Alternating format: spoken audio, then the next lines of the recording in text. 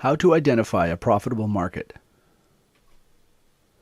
Probably the most important part of picking a market for your next project is choosing one that has a higher potential for being profitable. Niche ideas are a dime a dozen. The trick is choosing which ones you want to follow through on. In this article, we're going to look at some of the things you can do to determine whether or not a niche is likely to be profitable. The critical thing you need to determine is whether people are spending money in the market. If you pick a market where people don't or can't spend much money, you severely limit your profit potential.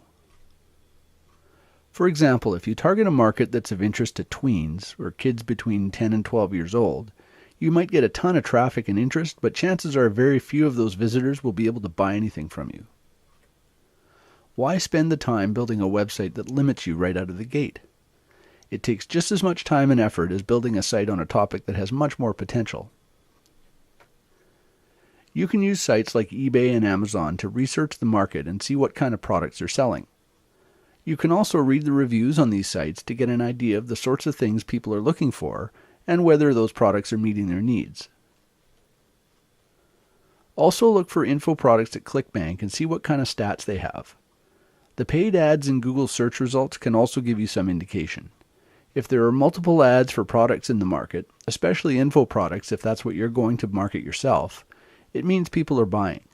Marketers don't pay for ads if nobody's buying from them. Another good indication of a market that's profitable is if there are magazines being published in it. Print magazines are expensive to produce, so if there are magazines in the market, chances are there's money flowing through it to support those magazines and their advertisers. Finally, look for markets with multiple offers that you can promote to people. If their interest ends when they've bought a product that solves their problem, you'll limit your potential income. Instead, look for markets where there are lots of related products that you could offer your buyers.